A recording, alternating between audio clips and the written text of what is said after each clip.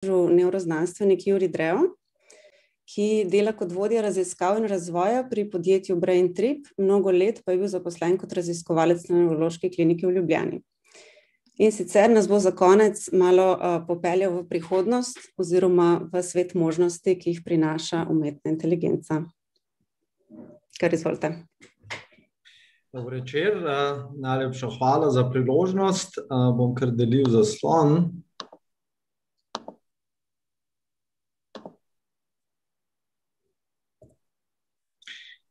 Upam, da se vidi. Še enkrat pozdrav vsem gledalcem. Hvala, da ste si vzeli nekaj časa, da se ta pozni četrtkov večer še priključite meni. Naslov mojega predavanja je sicer nastal lani, tako da moram priznati, da sem malce zmodificiral temo od lanskega leta, naslov je pa ostal isti, no? Ampak glede na to, da je naslov Tedna možganov vezan na otoke, sem se odločil, dajmo še mi začeti na enem otoku. In sredi Južnega Pacifika leži en osamljen otok, ki so ga nizozemski mornarji nekoč poimenovali Velikonočni otok, in to bolj ali manj zato, ker so nanj prvič prispeli na veliko noč leta 1722, to je zdaj skoraj 300 let že. Domorodci pa ta otok imenujejo Rapa Nui. Ta otok je verjetno najbolj izolirana, naseljena lokacija na Zemlji, ker v krogu premera kakih 4000 kilometrov okoli tega otoka ni praktično ničesar. Še daleč najbolj zanimiva stvar na tem otoku, kot mogoče že veste, je pa okoli 1000 velikih kamnitih kipov, ki so takole do pasu nekako zakopani v zemlji. In ti kipi so vedno burili domišljijo, in če jih malo pogooglate, sem dal nekaj screenshotov, boste brez težav naleteli na nekaj domnevno centralnih vprašanj, ki si jih ljudje non-stop postavljajo o teh kipih. In ta vprašanja se vedno sučijo okoli teme, kako so domorodci te kipe izklesali, kako so jih dvigovali, kako so jih prenašali iz enega do drugega dela otoka, kako so jih postavili na temelje in tako dalje po precej predvidljivem kopitu. Ta vprašanja si ljudje, pa recimo vsaj splošna javnost, tako obsesivno postavljajo, da skoraj da ni mogoče prebrati enega odstavka v tem otoku, ki ne vsebuje vsaj ene reference na to temo. Človek bi skoraj da dobil nek občutek, da so ta vprašanja pomembna, ker se jih tako vztrajno postavljamo. Ampak ta vprašanja, o katerih je bilo prelitega pod narekovaj rečeno toliko črnila in posnetih toliko dokumentarcev, so skoraj popolnoma irelevantna. In to predvsem zato, ker so metode izgradnje takih objektov, takih kipov, noben misterij. In to še posebej v luči dejstva, da smo ljudje že vsaj 4000 let pred obdobjem izdelave teh velikonočnih kipov postavljali zgradbe, kot je recimo Stonehenge v Angliji, ki ima kamne nekajkrat težje, kot so te kipi, da sploh ne omenimo piramid v Egiptu. Dejansko je vse, kar potrebujemo za premikanje takih večjih kamnov, nekaj iznajdljivosti, nekaj lesa, malo vrvi, pa pač precej časa, ki so ga ljudje včasih imeli veliko več kot danes. Kot je nekaj let nazaj dejansko celo demonstriral nek ameriški amater, ki je lastnoročno takole dvigoval te ogromne skale, ki so težje od tistih kamnov na Velikonočnem otoku, in posnetke tega njegovega zanimivega početja lahko najdete na YouTube. In da ne bo pomote, jaz ne trdim, da so vprašanja okoli metod izgradnje teh velikonočnih kipov, neumna ali pa neprimerna. Samo da so ta vprašanja danes precej neproduktivna. Skoraj pri vsaki družbeno pomembni temi najdemo nekatera taka prominentna vprašanja ali pa teme, ki so podobno neproduktivne, ki ne le, da so bile že neštetokrat odgovorjene, ki ne le, da ne vodijo nikamor, ampak nas morda celo tako zaposlijo, nekako zasedejo, zavedejo, da nam zmanjka časa za tiste bolj produktivne ideje, tista bolj produktivna vprašanja. In pri kipih Velikonočnega otoka, s katerimi smo začeli to predavanje, je na primer veliko bolj produktivno vprašanje, tisto neko pravo, globoko vprašanje, zakaj so vsi te kipi enaki? Kip za kipom, vrsta za vrsto, vsi imajo bolj kot na nek identičen, brezizrazen, repetitiven izgled. Skoraj da, kot da je neki velikonočni civilizaciji malo zmanjkalo domišljije in so se kot neka, ne vem, ujeta žival na tem malem otoku vrteli v nekem neskončnem, repetitivnem, brezizhodnem krogu izdelovanja vedno ene in iste reči, brez nekih bistvenih inovacij. In ta zadeva dobi še malo bolj tragičen prizvok, ko izvemo, da so ti kipi postavljeni s hrbti proti morju. Se pravi, gledajo z obrazi stran od morja, edinega potencialnega izhoda iz ujetosti na tem otoku. In zdaj, zakaj začenjamo predavanje o umetni inteligenci in njeni uporabi v klinični praksi s to zgodbo? Zato, ker je tematika umetne inteligence v nekem javnem diskurzu tudi precej zasičena z nekimi neproduktivnimi vprašanji, ki velikokrat toliko zasedajo našega kolektivnega CPU-ja, da popolnoma zameglijo neke druge bolj zanimive teme. In kraljica med temi neproduktivnimi temami oziroma vprašanji, lahko bi celo rekli nekimi parazitskimi vprašanji, je gotovo neka variacija vprašanja, ali bo umetna inteligenca ljudem pobrala, ukradla ali pa odzela delo. In kadarkoli se začne debatirati v okvirih tega vprašanja, ste lahko skoraj prepričani, da o umetni inteligenci ali pa o medicini ne boste veliko izvedeli. Zadeva je bolj kot neke vrste clickbait, ki je namenjena vzburjanju laičnih pa strokovnih strasti in niti podrazno ne širjenju obzorij nekega povprečnega slušatelja. Malce žalostno je, vsaj zame, da se celo neke zelo prestižne medicinske fakultete svetovnega kova niso nad tem, da bi svoje serije predavanj o umetni inteligenci uokvirile v takšnem konfrontacijskem kontekstu. Torej, zdravniki proti umetni inteligenci. Mi se bomo na tem predavanju čist popolnoma izognili tej temi, tej namišljeni konfrontaciji med klasičnimi zdravniki in umetno inteligenco in sploh ne zato, ker jaz osebno bi se rad izognil nekim kontroverznim temam, če me kdo pozna, ve, da to gotovo ni res, ampak zgolj zato se bomo temu izognili, ker je ta tema po mojem čist neproduktivna. In to v popolnoma enakem smislu kot tista tema o metodah izgradnje velikonočnih kipov. Ne le, da je bilo to vprašanje neštetokrat že odlično naslovljeno, ampak tudi zato, ker debata v teh okvirih, v okvirih eni proti drugim, kdo bo komu odzel delo, popolnoma zgreši bistvo prednosti uvajanja umetne inteligence v klinično prakso. Poleg tega pa lahko zagotovo rečemo, da nobena neka razumna ekstrapolacija sedanje tehnologije umetne inteligence, recimo 10 let v bodočnost, nobena ta ekstrapolacija ne bo niti približno znala nadomestiti niti najbolj osnovnih veščin dobrega zdravnika. Ker pa so ekstrapolacije tehnologije dlje kot kakih 10 let v bodočnost, predvsem na tankem ledu, in to zgodovinsko gledano kot tudi konceptualno, se meni zdi precej ezoterično, da posvečamo ogromno nekega mentalnega truda v debatah okoli tega, ali neka hipotetična ekstrapolacija tehnologije nekoč v prihodnosti do neke mere morda nadomesti nekatere veščine zdravnikov. Ko pa še roko na srce za te zdravnike ne vemo, s kakimi problemi točno se bo ukvarjali čez 20 let. Meni osebno se zdi veliko bolj produktivno naslednje vprašanje. Ali je umetna inteligenca, ki je posebej dobra, kjer je biološka slaba? In upam, da ni prevelik antidramatični spoiler, če na hitro odgovorimo, da je, da vsekakor je. In glede na to, da smo v tednu možganov in v seriji nekih kliničnih predavanj, je vsekakor smiselno, da bi na to vprašanje poskusili bolj specifično odgovoriti na neko presečišče v nekem presečišču med klinično prakso, nevroznanostjo in obstoječimi tehnologijami umetne inteligence. In to zadnje se mi še posebej smiselno zdi, oziroma pomembno, da ko se pogovarjamo o aplikacijah umetne inteligence v klinični praksi, da se omejimo na tehnologije, ki že obstajajo. In tudi, če je le možno, da ne potrebujejo nekih računskih resursov, ki bi bili izven dosega nekega povprečnega profesionalnega uporabnika. In da naredimo zadevo malo bolj konkretno, bomo ilustrirali dva primera, pri katerih bi bila uvedba umetne inteligence potencialno, po moji špekulaciji, koristna za klinično prakso.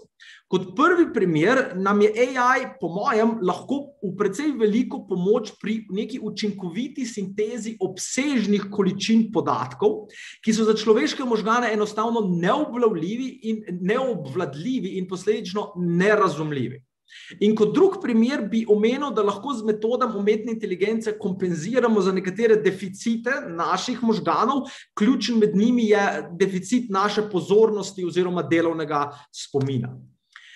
Po eni široko sprejeti oceni iz leta 2013 duševne bolezni in motnje predstavljajo približno petino, 20% izgubljenih let življenja zaradi invalidnosti.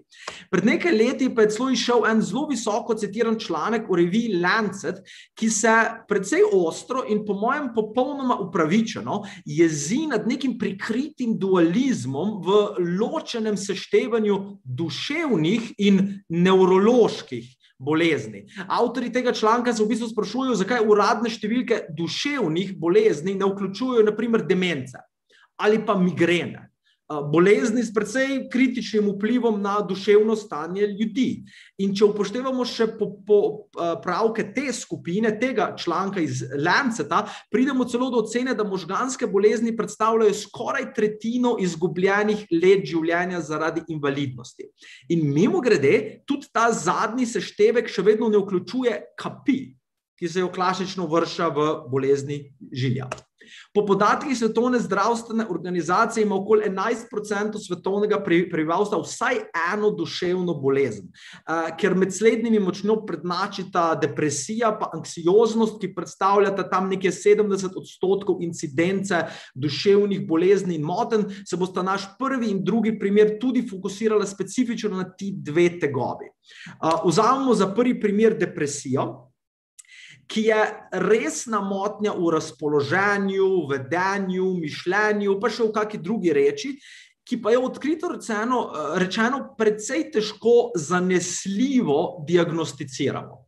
Torej, diagnosticiramo tako, da imamo hkrati visoko občutljivost in specifičnost.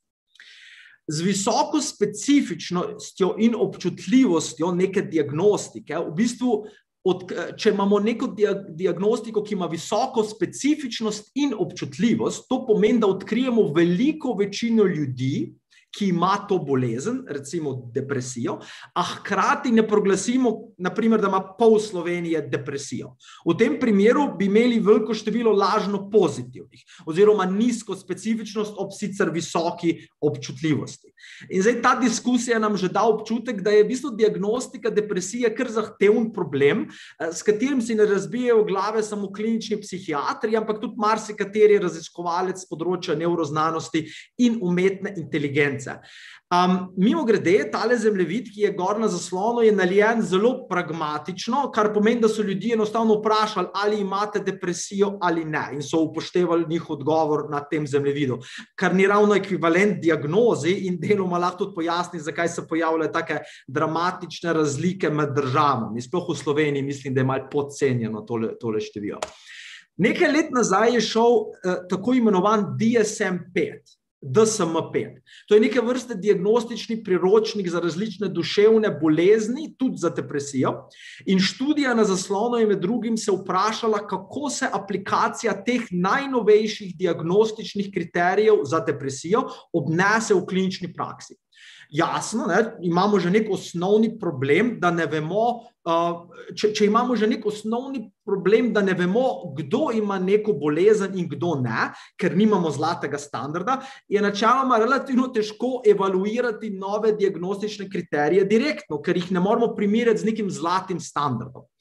Lahko pa se vprašamo malce indirektno. Se pravi, lahko se vprašamo, ali dva različna zdravnika načeloma dobita isto diagnozo, če uporabljata iste te DSM-5 diagnostične kriterije. Oziroma, lahko se vprašamo zdaj, kako pogosto ta dva zdravnika dobita isto diagnozo, če uporabljata iste kriterije.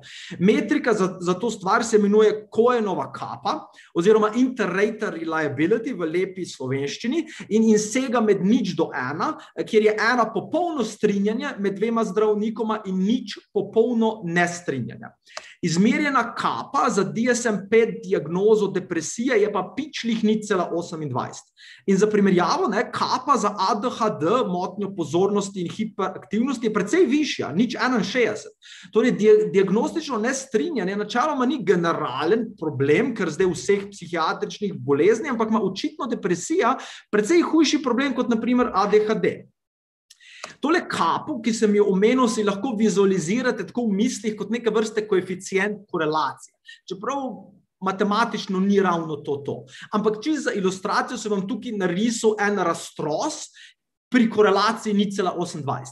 Tako da si v mislih malce intuitivno predstavljate, kako slabo strinjanje med enim zdravnikom na eni osi in drugim zdravnikom na drugi osi bi bilo pri korelaciji 0,28. Sam za vizualno predstavo.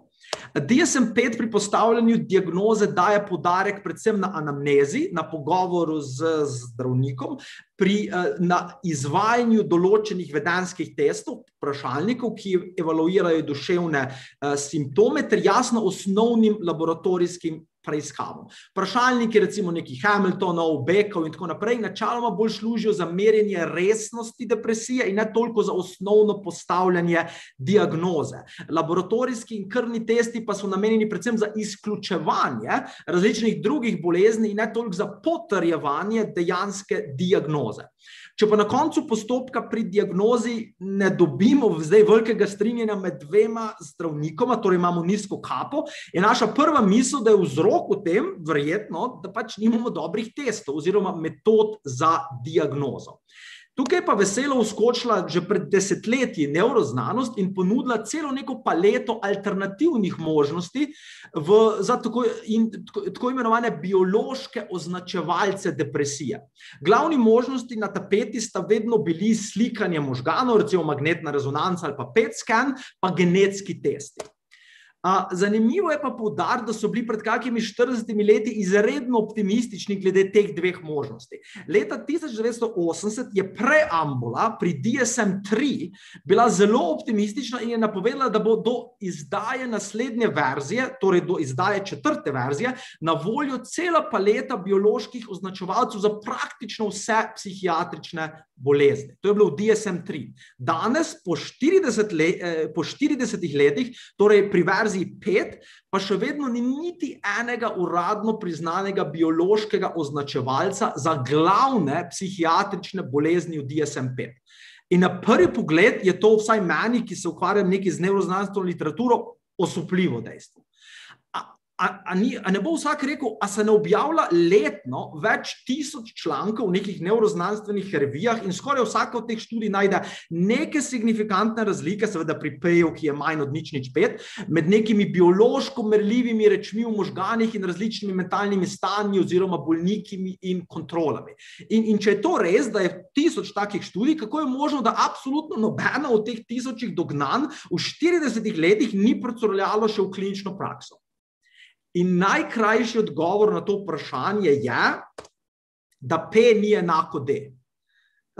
Zdaj, če to matematično ezoteriko malo razpakiramo in v en razumljivejši jezik damo, lahko rečemo, da statistična signifikantnost pač ni enaka velikosti učinka. Oziroma, če še jasneje povemo, da če tudi neka študija statistično potrdi, da nek izmerjeni efekt verjetno obstaja, oziroma bolje rečeno, da ničelna hipoteza verjetno ne drži, je efekt vseeno lahko tako majhen, da je praktično nepomemben za klinične namene.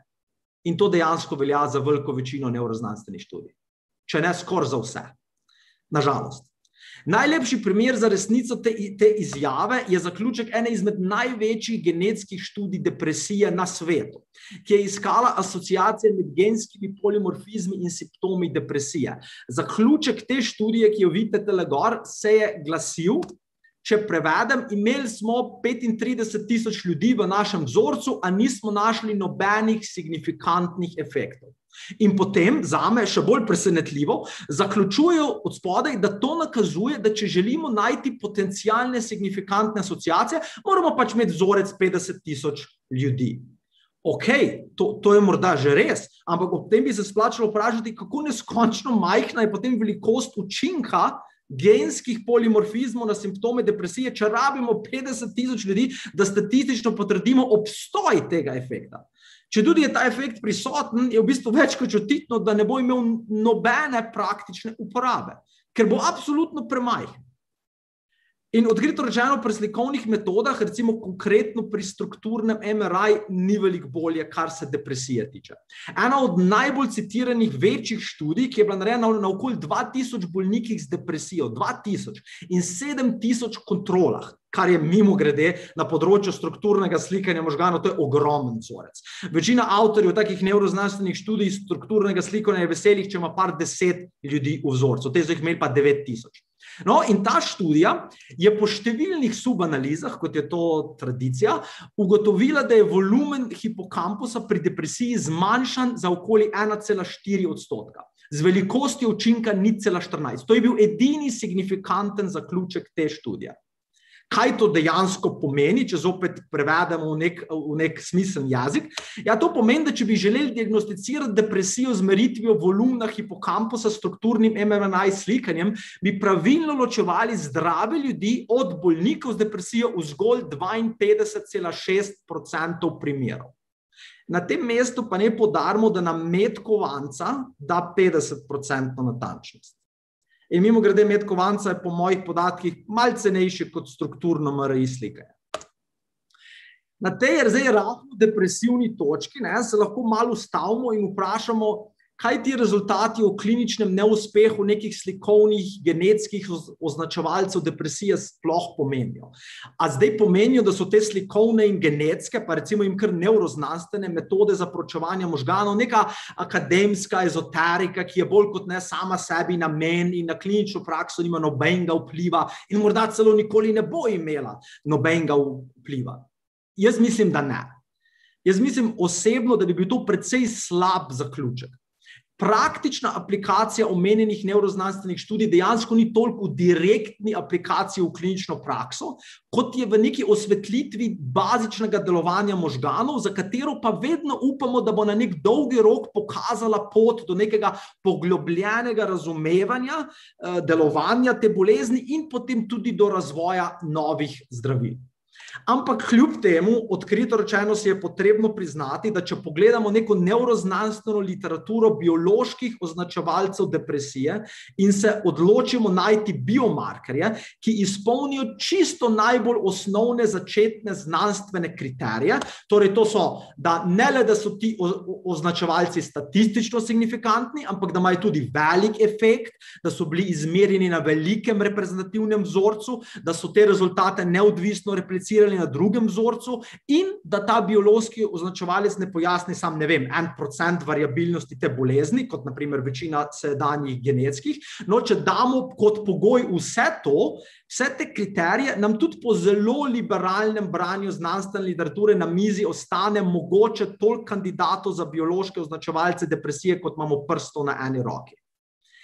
Če damo tem osnovnim kriterijam še zelo razumne praktične konsideracije zraven, in to je, da mora biti nek klinično uporaben biološki označevalec tudi cenovno dostopen, hiter za izvedbo, dosegljiv dobršnemu delu zdravnikov, po možnosti čim manj invaziven, da je relativno enostaven za implementacijo, pač recimo zdravstvena zavarovalnica naj bi bila zelo vesela, če bi vsak klinik moral najeti 3 PhD-je v nevroznanosti, da mu sproti delajo analizo fMRI podatkov. To ne bilo dobro. In če ob vseh teh kriterijih se vprašamo, koliko nam ostane teh bioloških označevalcev za depresijo, pod črto nam jih ostane točno toliko, kot jih je vključenih v DSM-5, torej v bistvu nič. In odkrito rečeno, če pogledamo praktične kriterije za implementacijo bioloških označevalcev v klinično prakso, te praktične, pustimo znanstvene, in se vprašamo, ali te dosedanje omenjene tehnologije, torej slikovna diagnostika in genetski testi, sploh teoretično lahko ustrezajo tem praktičnim kriterijem, vsaj za enkrat pošteno rečeno, po mojem je odgovor na to vprašanje ne. Verjetno ne. In tako bo verjetno ostalo še kar nekaj časa. To lahko spremeni sam nek bistven napredek pri razvoju in pocenitvi ogromnih delov genetske in neuroslikovne tehnologije. Na kar pa mi pri tem predavanju ne bi radi čakali, ker imamo samo še 10 minut. Če pa se zdaj spomnimo enega izmed prejšnjih slajdov, smo rekli, da bi si vsekakor želeli delati v okvirih obstoječe tehnologije, brez potreb po čakanju na neko svetlo bodočnost, ko bodo magnetne rezonance stale ne 1 milijon evrov, ampak 10.000 evrov in bo fMRI skener možno dati v žep vsakega zdravnika. Ne? To je neka svetla bodočnost. No, ampak izkaže se, da pa že obstajajo označevalci bolezni, ki ustrezajo vsem tem praktičnim kriterijem. In ti označevalci se imenujejo anamneza in vedenski test. Ok, ampak boste rekli, a nismo te dolge zgodbe ravno začeli z ugotovitvijo, da ti dve metodi dela pa rezultirata v tisti manj kot blesteči kapi, ki je pičlih 0,28 in to ne bi bilo precej slabo, da je kapa 0,28 pri anamnezi in vedenskih testih, kot se morda intuitivno spomnite, ne, tega grafa, kapa 0,28 je precej slaba, ampak obstaja ena potencialno super rešitev tega problema. Kaj pa, če bi bilo možno, da bi z uporabo obstoječih metod umetne inteligence na nek zelo enostaven, pa hiter in poceni in neinvaziven, široko dostopen in aplikabilen način bistveno povečali to kapo, ki jo dosežemo z anamnezo in vedenskim analiziranjem ljudi. Kaj pa, če bi bilo to možno? Zdaj, če bi bilo to možno, bi to lepo popolnilo ta naš Venov diagram današnjega predavanja, za katerega smo obljubili, da bo na presečišču med kliniko, ne, in težave z diagnostiko ene izmed najpogostejših bolezni, to vsekakor so, neuroznanostjo in obstoječimi aplikacijami umetne inteligence. Edino, kar nam zaenkrat še manjka, je ta spodnji krog obstoječe tehnologije umetne inteligence. Dajmo se najprej vprašati, kaj v splošnem sploh merimo oziroma kaj kvantificiramo z anamnezo in različnimi temi psihometričnimi vprašalniki. Jasno lahko rečemo, da merimo veliko reči, ampak če naredimo nek kontrast med temi metrikami na levi in na desni, lahko rečemo, da stvari na levi poskušajo zajeti recimo neko bolj široko sliko, nek gestalt osebnosti, počutja, zgodovine, izkušenj nekega posameznika, nekega bolnika. Reči na desni pa so neke bolj ozke metrike specifičnih bioloških procesov. Ampak pri zbiranju podatkov v tej široki sliki osebe imamo pa nek fundamentalni problem. Tudi če si nek psihiater vzame 2 uri časa za nek pogovor z bolnikom, ki je bil k njem napoten z sumom na depresijo, in če tudi se ta psihiater dobi s tem bolnikom 3-krat na leto, kar je precej visok standard, bo še vedno imel zgolj 6 ur časa, ne 2 uri krat 3-krat, 6 ur časa, da popiše vedenske, razpoloženjske in osebnostne vzorce, ki pa imajo tudi neko bistveno dinamiko in življenje izven teh 6 ur, ki mu jih zdravstvena zavarovalnica nameni za tega hipotetičnega bolnika. Efektivno, tudi tako zelo pogosto srečevanje, ki ga izpolni redko katera država, Slovenija najbrž ni med njimi, efektivno tako srečevanje vzorči 0,1% budnega časa tega hipotetičnega bolnika. 6 ur med 5000 urami na leto, ki so budne. Mogoče, če bi dobili dostop do še kakega odstotka tega budnega časa bolnika, bi to že bistveno povečalo našo kapo. Recimo, brez da nujno naredimo neke ogromne tehnološke preboje v nevroznanosti ali v tehnologiji slikanja možganov.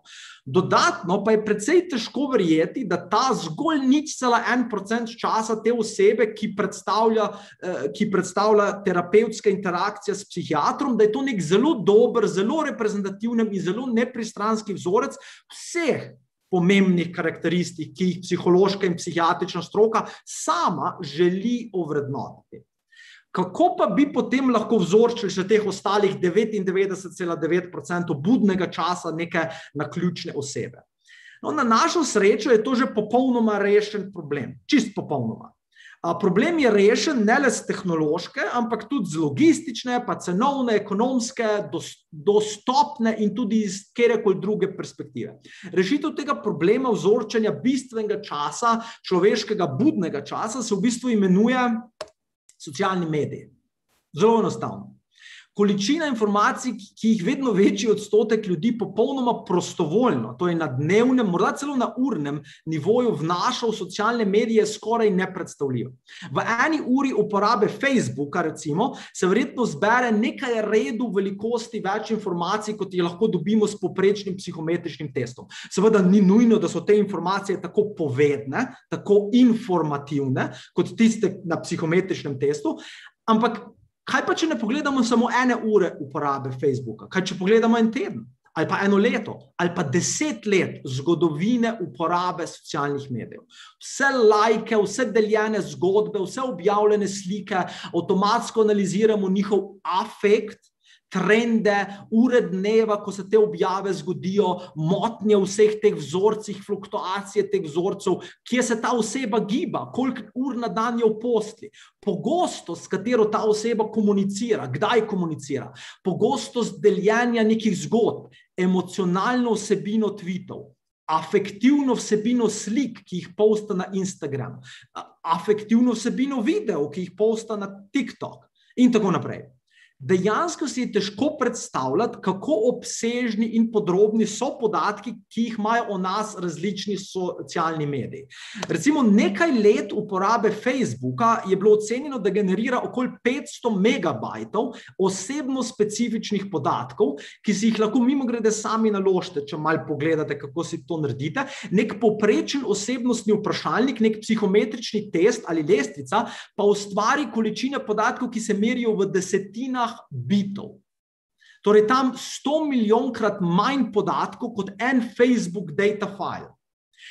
Hamiltonova lestvica za oceno depresivnosti, njo lahko popišete z manj kot 50 biti informacije.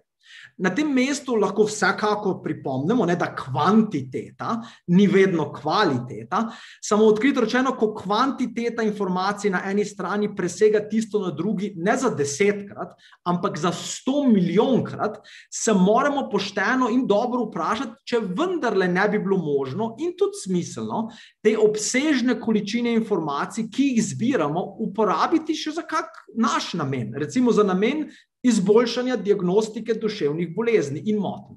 In Facebook je zgolj eden od teh spletnih medijev. Ampak potem drugo vprašanje pojavlja, kako analizirati vse te informacije na tak način, da bodo uporabne za naš namen.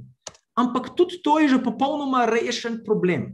Giganti socialnih medijev, vseh spletnih sodobnih medijev so zgrajeni na umetni inteligenci. Umetna inteligenca je skoraj cel njihov biznis. Motiv zaslužka je ta podjetja pripeljal do neke stopnje, ko so zaposlila najboljše strokovnjake v umetni inteligenci, da so razvili najboljše algoritme, ki na najboljši način ekstrahirajo največ koristnih informacij o vas, o vaši osebnosti, razpoloženju, mišljenju in odločitvah, iz kar se da majhnih koščkov informacij. Jasno vse z namenom, da bi vam predlagali najboljši film, ki se ga morate nujno pogledati, pokazali najbolj zanimive slike, ki jih boste lajkali, ali pa samo prodali še kakšen izdelek. Ampak zakaj ne bi vašemu zdravniku te podatke tudi pomagali, da ugotovi, če imate kakšne resne duševne težave? Vse informacije so tam v socialnih medijih, ker ste jih vi naložili sami, so tudi javno dostopne. Algoritmi za analizo teh podatkov so že narejeni. V bistvu samo čakajo te algoritmi informacije, da jih apliciramo in natreniramo za specifično ta problem. Tako da morda, če si dovolimo neke špekulacije, ni tako nora ideja, da bi vas morda čez nekaj let vaš psihiater, poleg anamneze, vprašalnikov, še mogoče kakega strukturnega slikanja možganov, zaprosil še za naslove vaših javno dostopnih profilov na socialnih medijih. Konec koncev, če Google uporablja te podatke, da vam servira storitve, zakaj jih ne bi vaš zdravnik te iste podatke uporabil, da vas lažje diagnosticira? To je daleč najbolj naravna aplikacija umetne inteligence na področje zaznave duševnih motenj. Niti pod razno pa ne gre za to, da bi ta umetna inteligenca nadomeščala delo zdravnika. Ampak je v bistvu lasersko usmerjena v nalogo, da iz neke ogromne, popolnoma nepregledne za naše možgane količine informacije izdestilira nekaj tistih zrn zlata. Takšno delo, torej sistematična, natančna analiza nekega ogromnega števila koščkov informacij, ki imajo vsak svoj nek majhen doprinos k celi sliki, je nekaj, kar naši možgani počnejo precej slabo. In zakaj ne bi tudi humorno delo prepustili umetnim možganom? Hvala za pozornost, upam, da je bilo zanimivo. Tisti, ki ste pozorno spremljali, ste morda ugotovili, da sem izpustil drug obljubljen primer uporabe umetne inteligence kot pomoč našemu prefrontalnemu korteksu. In res je, ko sem zastavil to predavanje, sem dejansko načrtoval vključiti oba primera, ampak ker moje izvršilne sposobnosti niso bile toliko na nivoju, da bi skrajšale sedanjo zgodbo za faktor 2, bo ta drugi primer mogel ostati za kako drugo priložnost. Se bi pa na tem mestu zopet zahvalil za prisotnost na predavanju, za povabilo na predavanje in tudi za zanimanje, da ste do te pozne ure še ostali z mano. Najlepša hvala vam za, kot vedno, zelo zanimivo predavanje. Nekaj vprašanj imamo. Nekaj ste jih v bistvu že odgovorili tekom predavanja. Je tudi en kup srčkov, tako da ljudem je bilo zgleda zelo všeč. Bi vas pa vprašala, recimo, ali imate kakšne etične zadržke pri uporabi osebne uporabe socialnih omrežij za diagnosticiranje? To je zelo dobro vprašanje. Zelo ključno vprašanje. In zadržke pri uporabi informacij iz socialnih medijev bi mogla družba precej predebatirati. Ampak ne smemo se pa pretvarjati, da ista vprašanja ne veljajo za Facebook pa za Google. Jaz ne govorim o informacijah, ki so zdaj nedostopne meni in vam. Govorim o informacijah, ki so javno dostopne. Kaj vi objavljate na vašem javnem profilu? Kakšne tvite dajete gor? Ne kaj se od zadaj skriva v nekih globinah računalnikov, do katerega bi nek haker mogel priti. Sploh ne govorim o tem. Govorim o tem, kar vi javno dajete na vaše javne profile. In res je, da se lahko vprašamo, kakšne etične implikacije bi pa imelo, če bi nekdo uporabil te podatke za pomoč pri neki diagnostiki, ampak popolnoma enako vprašanje bila, kakšne etične konsideracije pa ima, da nekdo te podatke uporabi za to, da vas prepriča, da nekaj kupite ali pa da za nekoga volite. Teda, če se eno sprašujemo, se moramo drugo. Ampak pri tej moji drugi opciji vam pomagamo v tem, pri čemer se vi želite. Vi greste k zdravniku, vi želite, da vam zdravnik diagnosticira nekaj, zakaj mu ne bi vi pomagali s tem, da mu date dostop do vašega javnega profila? Hvala. V enem vprašanju se je tudi pojavil dvom, kako bi zdaj zdravnik vedel, da so te podatki resnični, zanesljivi, relevantni. Mogoče kaj o tem, pa bi vam pa kar zdaj še vprašala vas še naslednje vprašanje in sicer, kako je pa z diagnozo drugih mentalnih bolezni? A se vam zdi, da bi tudi za kakšne druge bolezni to prišlo v poštev? Ja, prvo vprašanje, zdravnik tega ne bi vedel. Čisto odkrito rečeno. Zdravnik teh podatkov niti ne bi analiziral, ampak vas bom zopet tako vprašal, bom obrnil vprašanje. Kako zdravnik ve, da ko vi rešujete Hamiltonov vprašalnik, da ne lažete? Dejansko je vprašanje čisto simetrično. Je pa ena bistvena razlika. Težje je lagati na konsistenten in dober način skozi 10 let na Facebooku in na vseh postih kot na 20 odgovorov na eno vprašanje. Ponavadi. Razen, če niste zelo eksperti. Pa ne samo, da je težje lagati. Vzorec laganja, če človek laže, je lažje prepoznati kot bolezen. Če imate dovolj informacij. Ljudje smo dejansko zelo slabi v tem, da bi naravno ponarejali informacije. Zelo slabi smo v tem. V bistvu je to iz stališča umetne inteligence izredno lahko rešljiv problem, da mi ugotovimo. In morda dejstvo, da se pojavi v teh informacijah vzorec, ki nakazuje na umetno drugačno prikazovanje informacij, kot so morda resnične, je to tudi diagnostičen kriterij za nekatere stvari. Zdaj, jaz sem konkretno za depresijo se tule omejil, zaradi tega, ker je to velik problem. Kot sem rekel, depresija in anksioznost 70% incidenca vseh duševnih bolezni in motenj. Ampak problem je široko aplikabilen tudi na druge stvari. Morda se bi kako drugo stvar še prej prepoznalo. Depresija je neka heterogena entiteta in jaz, če si eno špekulacijo za v bodočnost dovolim, ki je manj špekulativna kot ta o specifični uporabi umetne inteligence, je to, da čez 20 let bomo depresijo razdelili na fiziološko številne subentitete, ki ne bodo konsistentne med sabo. Ker če pogledate DSM diagnostične kriterije za depresijo, eden od njih je, če je človek nespečen, da premalo spi, ali je pa non-stop somnolenten, non-stop zaspan.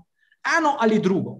Ampak ti dve stvari sta nasprotni. Se pravi, oseba, ki ima ali en ekstrem te težave ali drug ekstrem, je kategorizirana v isto kriterijo, v isto kategorijo. To verjetno pa nakazuje, da mogoče eni, ki so na enem ekstremnu, da so somnolentni, drugi pa so nespečni, mogoče je fiziologija pri teh dveh stvareh čisto drugačna. Mogoče ne bi to v isti koš dajal. To je moja špekulacija. Hvala.